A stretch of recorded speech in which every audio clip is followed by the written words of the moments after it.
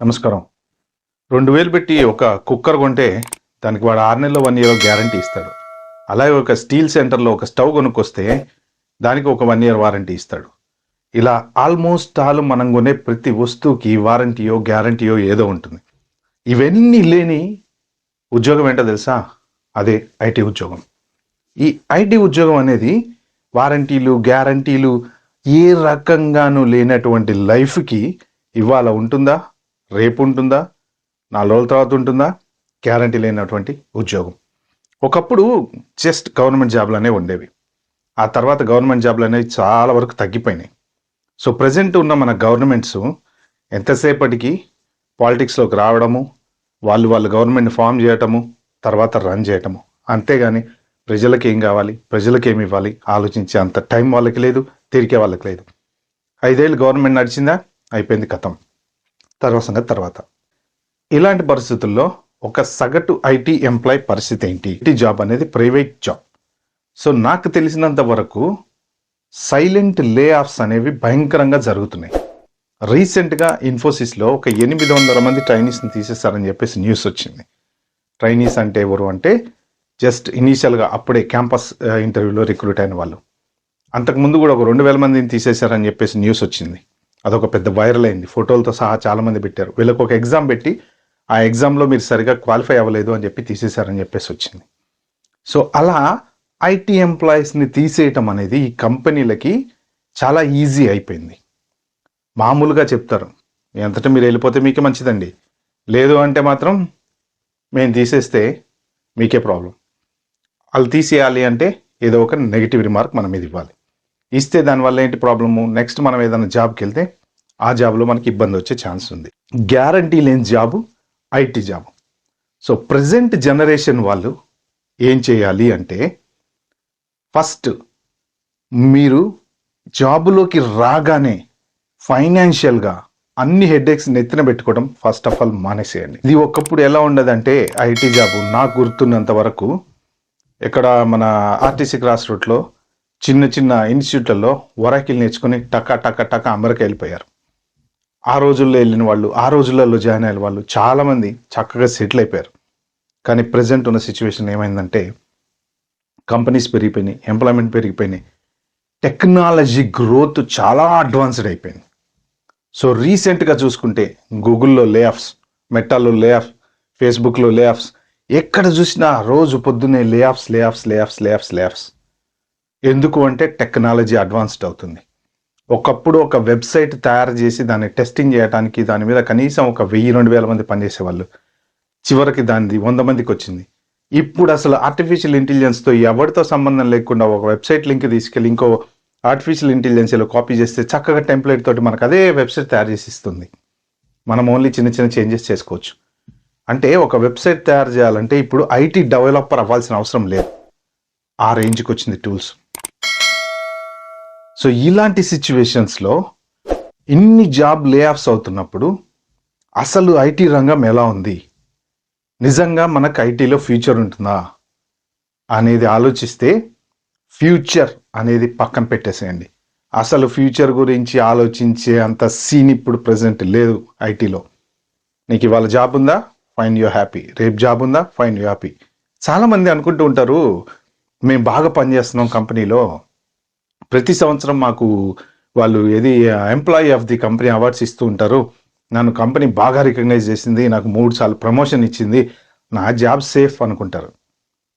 కంపెనీకి ఎవడైనా సరే సేఫ్ కాదు. ఎవడైనా సరే ఒకటే, రేపు పొద్దున వాడు గనక నిన్ను తీసేయాలి అని అనుకుంటే నీ మంచితనం, నీ గొప్పతనం, నీ ఉదార స్వభావం, నువ్వు పడే కష్టం, నువ్వు 12 దాకా కష్టపడి ప్రాజెక్టులు కంప్లీట్ చేయటం, ట్రాష్. ఇవన్నీ ట్రాష్. సింపుల్ ఒకే ఒక కారణంతో తీసి అవతల పడేస్తారు. నాకు తెలిసిన ఒక కంపెనీలో ఒక ఎంప్లాయ్కి జాబ్ నుంచి తీసేశారు. 10 సంవత్సరాలు అదే కంపెనీలో గొడ్డు చాకరీ చేశాడు అతను. 10 సంవత్సరాల తర్వాత సడన్గా ఓవర్ నైట్ అతన్ని తీసేశారు. ఏ కారణంతో తీసేశారో తెలుసా? లండన్లో ప్రాజెక్ట్ వచ్చి వెళ్ళినప్పుడు ఒక 1 వీక్ వాళ్ళు హోటల్లో ఉండటానికి ఎక్స్పెన్సెస్ ఇస్తారు. ఆ ఎక్స్పెన్సెస్ చాలా ఎక్కువ క్లెయిమ్ చేసుకున్నావు, నువ్వు తప్పు క్లెయిమ్ చేసుకున్నావు అని చెప్పేసి 2 సంవత్సరాల తర్వాత అతను లండన్ వచ్చి ఇండియా వెళ్ళిన 2 సంవత్సరాల తర్వాత నువ్వు ఎక్స్పెన్సెస్ రాంగ్ క్లెయిమ్ చేసుకున్నావు, అది కంపెనీకి ఎగైనెస్ట్ అని చెప్పి అతన్ని తీసేశారు. So after 10 years of working in that company. కాబట్టి ఐటీ జాబ్ ఎప్పుడూ గ్యారంటీ లేదు. దాన్ని నమ్ముకొని మీరు ఫైనాన్షియల్ ప్రాబ్లమ్స్ క్రియేట్ చేసుకోకండి. సో ప్రజెంట్ నేను చెప్దాం అనుకుంది ఏంటి అంటే, అసలు ఫైనాన్షియల్ స్టెబిలిటీ అనేది ఐటీ జాబ్ మీద నమ్మి మనం తెచ్చుకోవచ్చా, ఏం చేయాలి, ఎలా ఉండాలి అనేది నేను వీడియోలో చెప్తాను. అంతకన్నా ముందు నా ఛానల్కి ఎవరైనా ఫస్ట్ టైం వచ్చినట్టుంటే ప్లీజ్ సబ్స్క్రైబ్ చేసుకోండి. అలాగే నా ప్రతి ఒక్క వీడియో మీకు రావాలంటే కింద నోటిఫికేషన్ బెల్ నొక్కండి.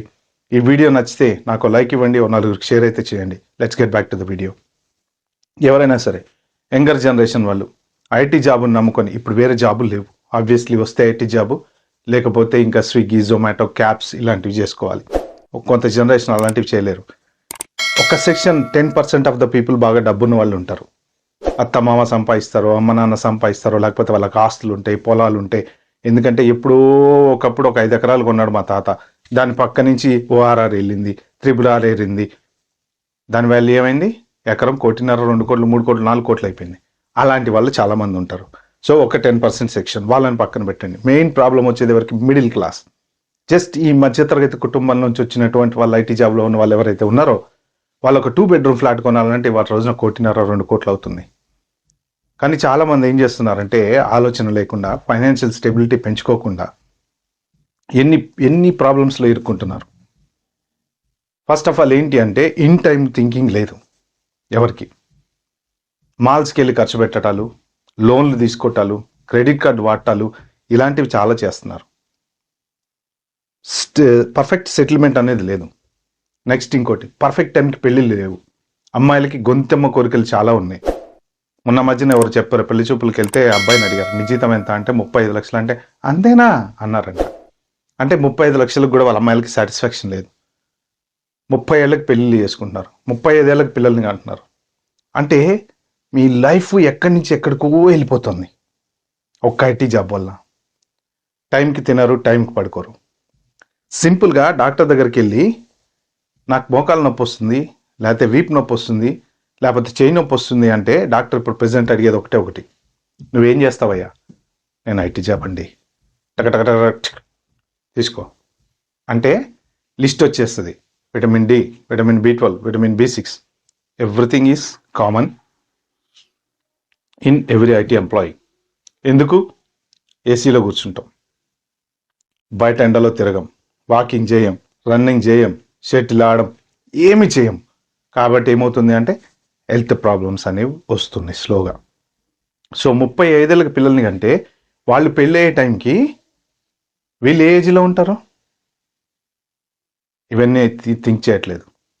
ఫైనాన్షియల్గా ప్రజెంట్ ఐటీ జాబ్ పరిస్థితుల వల్ల ఎవరైనా సరే ఒక ఇల్లు కొంటున్నారా, లేకపోతే ఒక కారు కొంటున్నారా, లేకపోతే ఇలాంటివన్నీ కూడా మీరు చాలా జాగ్రత్తగా ఆలోచించుకొని చేసుకోండి.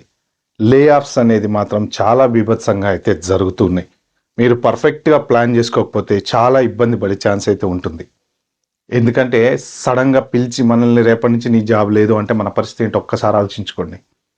అందుకని ఎవరైనా సరే అట్లీస్ట్ ఒక 1 year or 2 years మన లైఫ్ సస్టైన్ అవ్వటానికి కల డబ్బులు బ్యాంకులో పెట్టుకున్న తర్వాతే మీరు ఏదైనా చేయండి.